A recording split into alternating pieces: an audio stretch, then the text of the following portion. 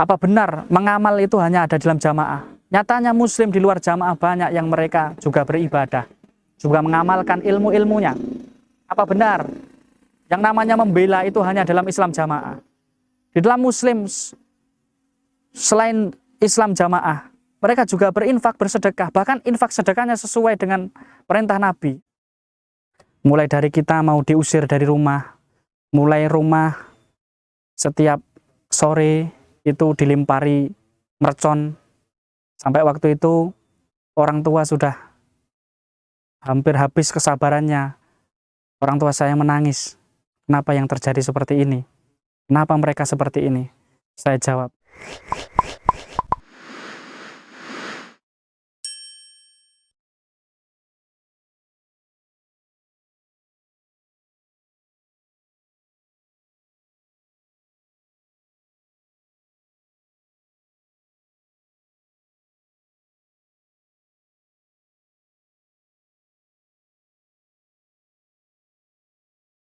saya bergabung di Islam Jamaah atau Jokam itu sejak lahir. Kebetulan orang tua saya sejak masih remaja itu sudah mengikuti pengajian di Islam Jamaah. Yang walaupun waktu itu banyak pertentangan dari muslim sekitar kami, ada beberapa muslim dari beberapa muslim tersebut yang menentang dengan adanya pengajian Islam Jamaah. Namun waktu itu orang tua tetap mengikuti pengajian Islam Jamaah hingga beliau menikah dan saya lahir di dalam Islam Jamaah. Istilahnya mereka bibit unggul katanya. Dan alhamdulillah orang tua pun juga sudah ikut hijrah dari Islam Jamaah.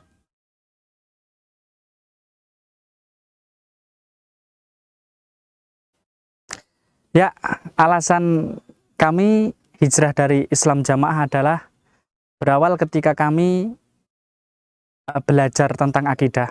Waktu itu kebetulan saya di Islam Jamaah didapuk, bahasa mereka dapuan, didapuk sebagai mubalek daerah, juga ketua mubalek desa, dan di situ juga menjadi ketua tahfidz di daerah. Waktu itu kami belajar tentang akidah yang di situ membahas tentang iman kepada Allah. Yang di situ ternyata konsekuensi daripada iman adalah harus menjauhi kesyirikan. Namun yang terjadi di dalam Islam Jamaah adalah ketika hari-hari besar non-muslim, jamaah digerakkan, diijtihadi bahasa mereka, untuk budi luhur yang artinya melancarkan dan menjaga peribadatan non-muslim. Namun anehnya di sini kenapa Islam Jamaah atau Jokam ini begitu mesra dengan non-muslim, dengan orang-orang yang tidak Islam. Namun di dalam doktrinnya ketika dalam pengajian-pengajian mereka mengatakan muslim di luar Jokam itu tidak sah Islamnya, masih kafir, najis, bahkan kalau mereka tidak ikut pada Islam Jamaah, tidak beat kepada Bapak Imam mereka, artinya mereka dikatakan Islamnya tidak sah, kafir dan musuh kita. Jadi bertolak belakang. Artinya dengan orang-orang yang jelas-jelas bukan Islam, mereka begitu mesra. Dan dengan sesama muslim, nabinya sama, kitabnya sama, namun mereka begitu memusuhi dan benci dengan orang-orang muslim di luar Jokam, walaupun di luarnya mereka menerapkan yang namanya budi luhur maupun bitonah, artinya takiyah, artinya mereka bermanis-manis di depan, namun di belakangnya sebenarnya doktrinnya dalam pengajiannya adalah muslim kalau tidak masuk Islam Jamaah, Islamnya tidak sah.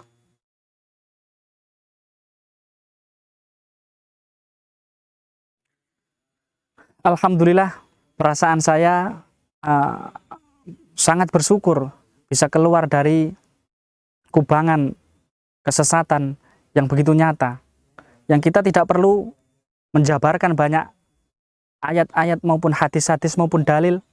Artinya kita memikirkan dengan akal yang sehat, nalar yang jernih, kita akan mengetahui betapa menyimpangnya Islam Jamaah atau Jokam ini.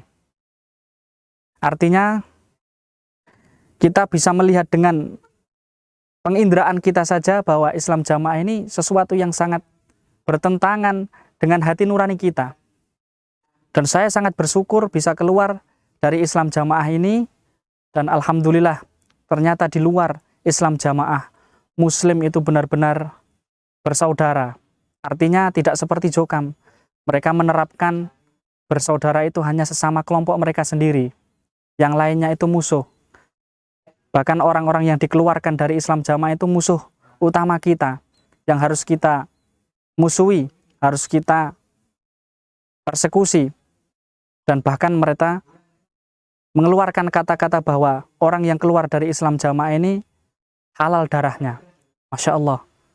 Begitu luar biasa doktrin mereka tentang Islam Jamaah ini. Artinya mereka benar-benar meyakini bahwa Muslim di luar Islam Jamaah adalah musuhnya, bukan saudaranya, dan wajib untuk dimusuhi.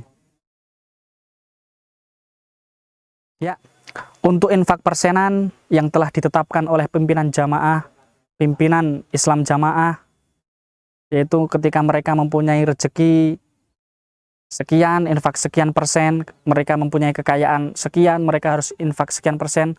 Ternyata setelah kita belajar ke sini, infak persenan itu ternyata adalah sebuah kedok asli mereka, yang artinya mereka melakukan penipuan berkedok agama. Artinya ukuran agama bagi mereka adalah persenan atau isrun, kata mereka. Maka sampai teman-teman mengatakan bukan ad-dinu yusrun tapi ad-dinu isrun, katanya. Ad-dinu isrun, agama bagi Jokam adalah isrun. Tolok ukur dia itu paham agama atau tidak adalah dengan isrun tadi. Yang mana isrun ini kalau kita lihat dari berbagai macam dalil, yang kita tidak perlu menjabarkan banyak sekali dalil, itu sudah menyalahi banyak dalil. Zakat saja Allah mewajibkan 1 tahun sekali. Ini isrun kita diwajibkan 1 bulan sekali.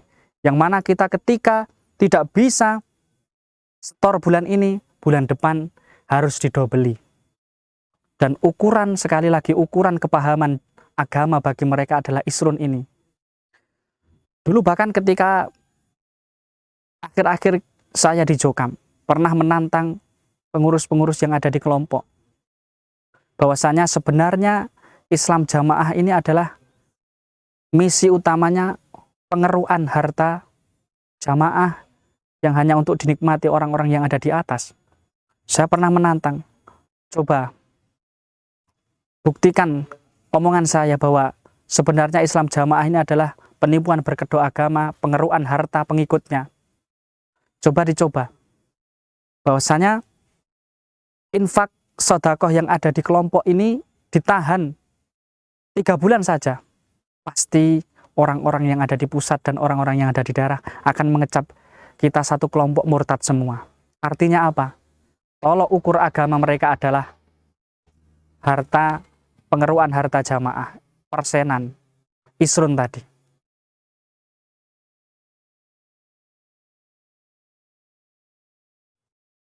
Alhamdulillahi ala kulli hal.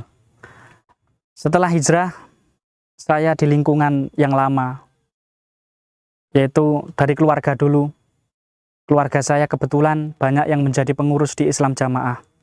Ada yang menjadi imam desa, ada yang menjadi imam kelompok. Dan setelah saya hijrah, grup keluarga, grup di keluarga kita itu bubar. Entah tidak tahu, setelah bubar mungkin mereka membuat grup dan saya sudah tidak dimasukkan lagi. Dan dari beberapa grup WA, grup-grup komunitas-komunitas di media sosial dibubarkan semua. Dan di lingkungan, alhamdulillah, ala kulli hal, lingkungan kita 90% atau bahkan 99% itu Jokam semua.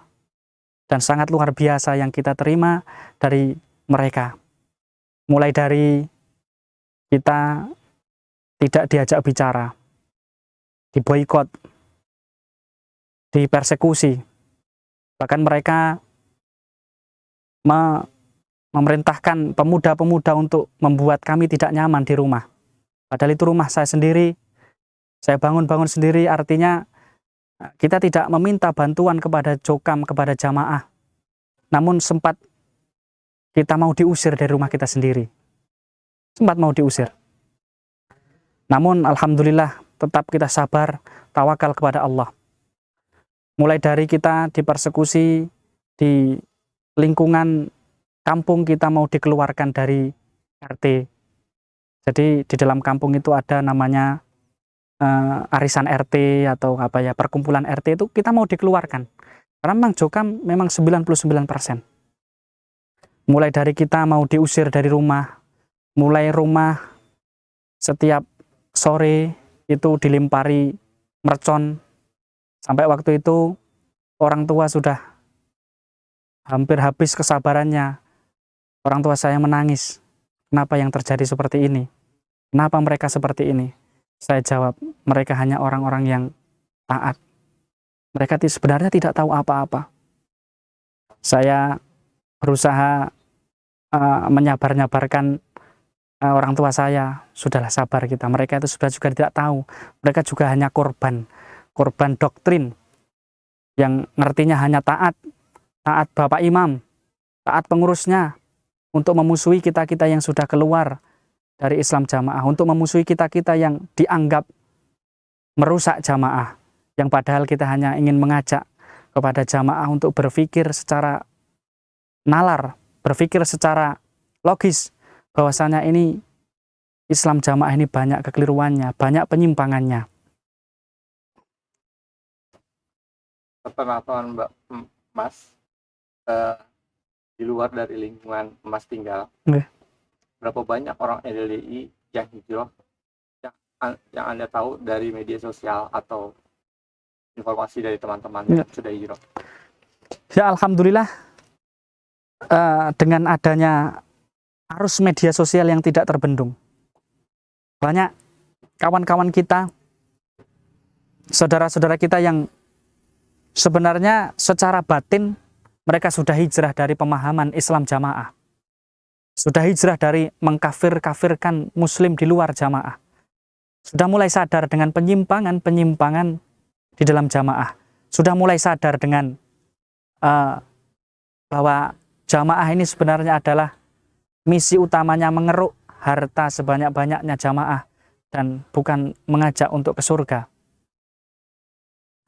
Tapi di situ ada beberapa teman-teman yang masih bahasa mereka itu bunglon. Artinya ya batinnya sudah di luar namun raganya masih terjebak di dalam. Namun juga tidak sedikit teman-teman yang sudah hijrah keluar dari Islam Jamaah secara terang-terangan. Alhamdulillah di daerah kami awal penggebrakan dari para masyayikh termasuk guru-guru kami, Ustadz Khalil Bustami, Ustadz Abdul Aziz Ridwan, Ustadz Abdullah Mas'ud. Ketika itu tahun 2018 ada 5 mubalek daerah dan 1 imam desa dan tambah 1 penerobos akhirnya. Dan ada beberapa kiai kelompok yang sebenarnya masih berhubungan dengan kita secara sembunyi-sembunyi dan sebenarnya sudah hijrah secara batin, namun mereka masih untuk ada uzur di dalam untuk memahamkan keluarganya dulu, untuk memberi pencerahan kepada keluarga besarnya dulu, sehingga nanti ketika mungkin sudah kuat secara akidah, secara keyakinan, mereka juga pastinya akan keluar dari Islam Jamaah.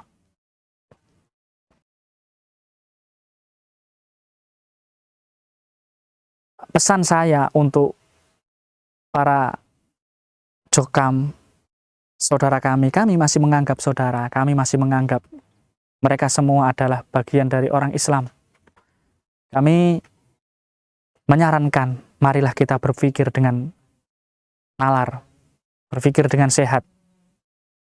Kita tidak perlu membahas banyak dalil, karena andai kata mereka diajak diskusi dengan dalil, pasti mereka tidak mau dan mentoknya mereka hanya taat kepada pimpinannya. Pesan kami adalah, mari kita berpikir cerdas, mari kita mulai membuka wawasan. Pikiran kita akan mulai berfungsi ketika kita mulai membuka, sebagaimana parasut. Ketika kita jatuh dari pesawat, parasut kita tidak buka, kita akan terhempas jatuh ke bumi dan akan hancur kita. Karena tidak mau mengembangkan, tidak mau membuka parasut kita. Namun ketika kita tidak mau berpikir, tidak mau membuka pikiran kita, bukan hanya hancur secara raga, kita akan hancur secara akidah dan keimanan kita, dan kelak akan berat akibatnya. Marilah kita terus belajar, terus kita menderes ilmu-ilmu yang sudah mungkin diberikan, kemudian kita cocokkan, betul apa tidak sebenarnya jokam ini. Yang jargon mereka katanya secara teori dan praktek mereka mengamalkan Quran hadis, namun banyak sekali dalil-dalil yang mereka langgar dan lebih mengutamakan ucapan-ucapan pengurusnya, ucapan imamnya, ijtihad bapak imam. Salah satu contoh, mereka dilarang berhubungan dengan orang-orang yang sudah keluar dari jamaah.